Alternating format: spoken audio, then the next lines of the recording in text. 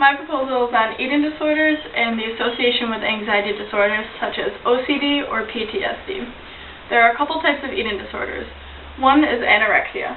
Anorexia is the obsession with thinness and starvation so that you can maintain a certain figure that you believe you should look like. Then there's bulimia. Bulimia is the combination of binging and purging in order to maintain that specific weight.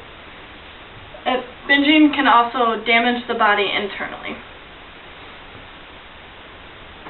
The background of eating disorders is that 2/3 of people with eating disorders also suffer from these disorders of anxiety such as OCD or PTSD. 41% of those people with eating disorders do have a case of OCD. 20% of people with eating disorders also have social anxiety. Therapy, family therapy, and spouse therapy can help with the solution for these eating disorders. Psychologists are a main part of this solution, and these therapists focus on health rather than the weight, so that people with eating disorders can focus on how healthy or not healthy they're being rather than how much they actually weigh in numbers.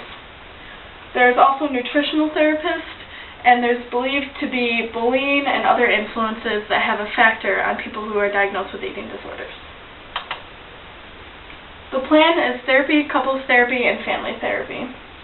Some family therapy are encouraging notes, such as "you are beautiful" or "you can beat this," that a lot of people put on their mirrors or walls from their families for encouraging sentences so that they can look at them every morning before getting ready for the rest of the day. There's also diary writing, which allows them to express themselves in a manner where they don't have to filter how they feel or what they want to say. Cognitive behavioral therapy is eating disorders associated with the OCD and PTSD directly. Then there's exposure therapy, which reduces the fear and anxiety. The responses to that can help eliminate the eating disorder acceleration. Acceptance and commitment therapy helps cope with the unwanted feelings and thoughts that there are associated with the eating disorders. There's also dialectical behavioral therapy, which is a combination of change and acceptance of what you have been diagnosed with. Interpersonal therapy addresses interpersonal issues within themselves that they can help resolve through therapy sessions. And then there's eye movement, desensitization, and reprocessing, which uses the brain to reduce the intensity of disturbing thoughts that people with eating disorders can sometimes come across. The schedule that I have for patients with eating disorders varies depending on which patient you are looking at, because the average time that there is for the recovery process of an eating disorder patient is usually 7 to 10 years. Again, this varies depending on who you are looking at, because some people can recover quicker than others. There are cases that are known to recover in a year or less, and some cases that take maybe several weeks to a couple of years to recover. The staffing is composed of psychologists, therapists in many different fields, because these psychologists have an extensive education on how to treat patients with eating disorders that are associated with obsessive-compulsive disorder or post-traumatic stress disorder. A form of counseling and psychotherapy is psychologists, considering that they have this education that can help expose their problems and help them resolve them. These psychologists treat people with mental illness, life adjustment problems, and emotional disorders. They provide therapy to people of all ages and even to families and groups. They clarify and then diagnose illness or addiction, because you have to first know what you are working with before you can treat it. When it comes to budget, usually each session is between $50 to $100. It does not seem to exceed the price of $100 per session, but it varies depending on which psychologist you are looking into. A very productive website that I have discovered is called Psychology Today Therapist, which can give you graduation dates of each therapist, what school they graduated from, and how many years they attended that school, so that you understand how many years they took to get this level of education. There's also some insurance plans that are accepted depending on which therapist you are looking into that can help you with the payment plans.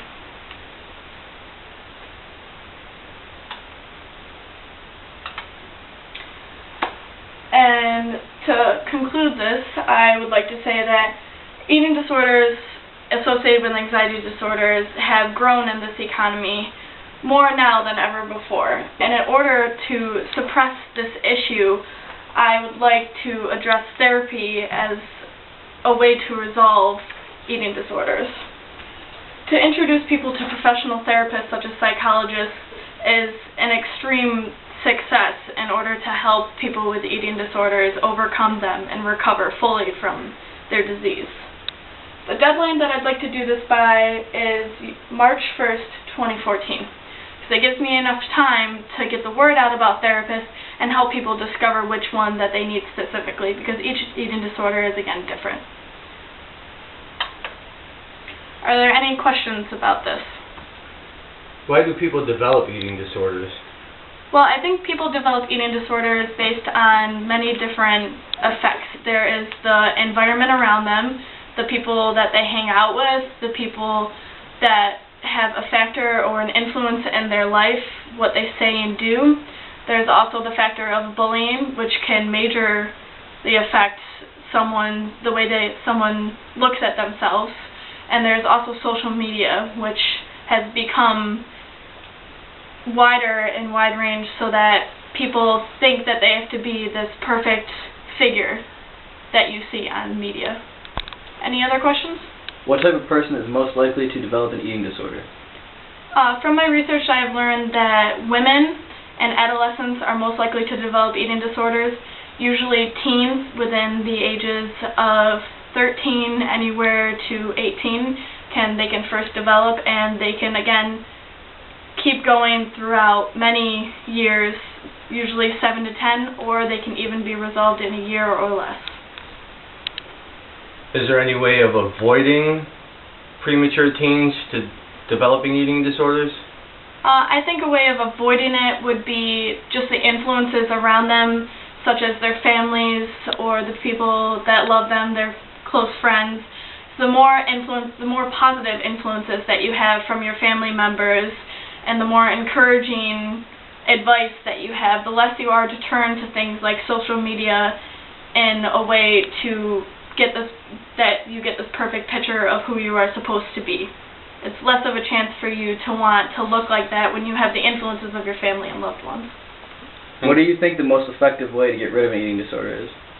I think the most effective way is therapy.